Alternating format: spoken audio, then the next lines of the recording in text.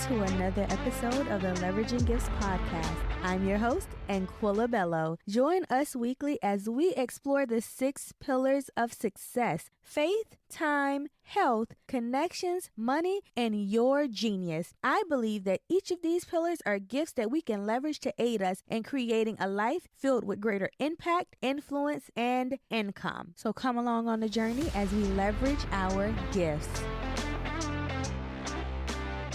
Welcome back to another episode of the Leveraging Gifts podcast. I'm your host, Anquilla Bello.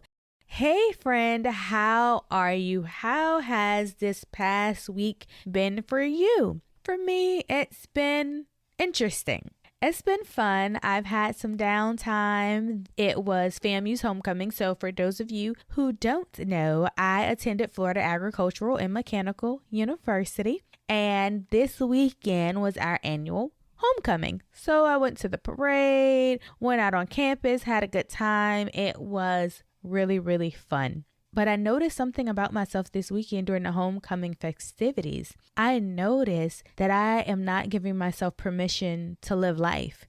I haven't been giving myself permission to have fun and to just enjoy what's happening in life right now, to be able to say, hey, I'm doing something and I'm building something, and it's okay to take a break and it's okay to celebrate where I am, even though I'm not where I want to be.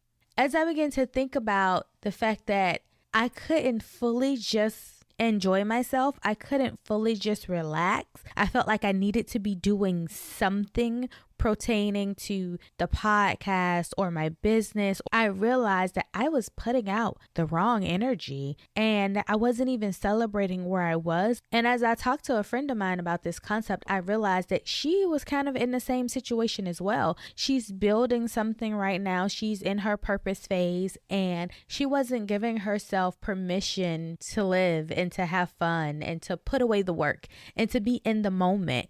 And I was wondering, were we the only ones doing that? And as I began to think about it, I was like, no, it can't just be her and I. There has to be other individuals who are falling into this trap, into the trap of working and building and trying to grow so quickly that you're not enjoying life. And you know what that breeds? That breeds hustle culture. Hustle culture teaches us to always be grinding, to always be working, to always be selling, to always be on. And it doesn't prioritize rest. It doesn't prioritize spending time with your family. It doesn't prioritize enjoying life. And what can happen is when you're constantly doing that, 1, it can breed burnout, and 2, it can breed resentment. You will get to the point where you hate this thing that you're building. You're not really happy about it, or you're thinking, oh my gosh, I have to do another live, or I have to write another report, or I need to do another chapter for this book. I need to record another podcast episode. And we get into this cycle of, I got to do this, I got to do this, I got to do this, that we're missing all of life moments that are unfolding around us. And when I think about the pillars and my whole stance around this idea of leveraging your gifts, not resting, not relaxing, not giving yourself time to breathe and decompress, not stepping away and always being on, it feeds into everything that I'm against, because I want you to be able to achieve success without hustle, without overwhelm, without burnout. I want to achieve success without hustle, without overwhelm, and without burnout. And I realize that the very things that I'm talking about, that I'm telling you to do, I'm not doing them. I'm putting myself in a situation where I'm feeling overwhelmed. I'm putting myself in situations where I'm starting to feel burned out, where I'm starting to continuously hustle. I'm staying up all night. Like, don't get me wrong. Sometimes when you're building, there are times when you will stay up and pull all-nighters. There are times when you may have to block out a weekend to finish a project, but this should be the exception and not the rule. This should not be something that you're doing every single day, that you don't have time to spend with your family, your friends. You won't even turn down to watch a movie. And today I just really want to encourage you, friend, to really take a step back and assess.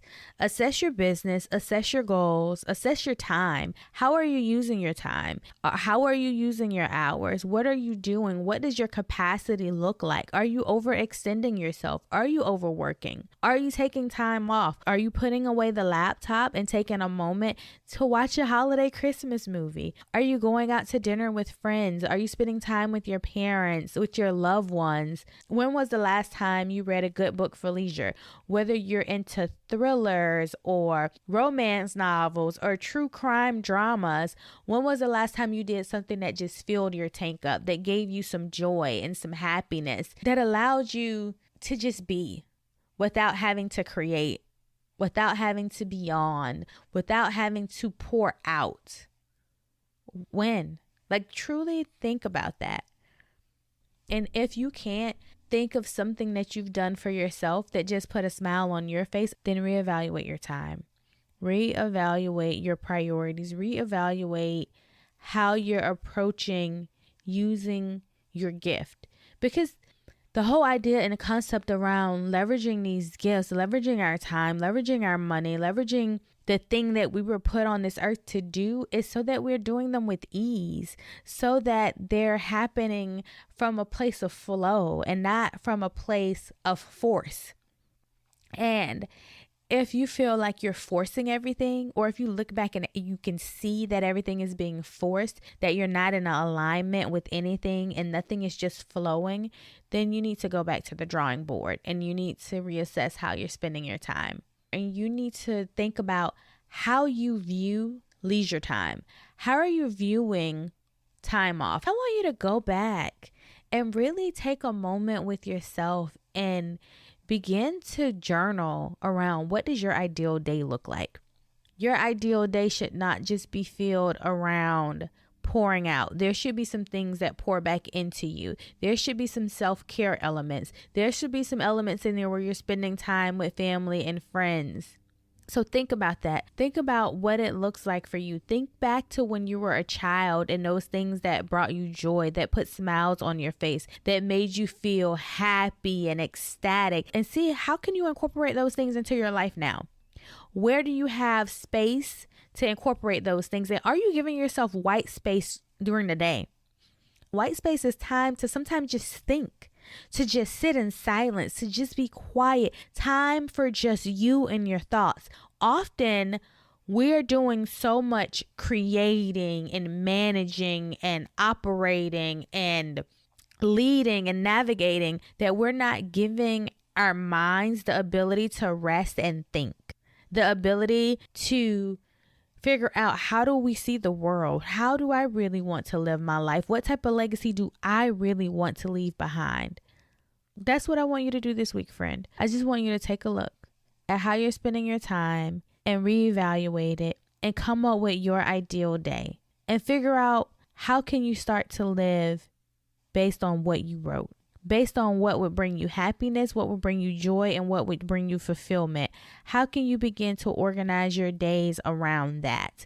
When our days can be aligned in a way that we feel fulfilled, we accomplish some purpose-driven activities, but we also give ourselves time to breathe, to rest and relax, then you know that you are truly leveraging all these amazing gifts that God has given us.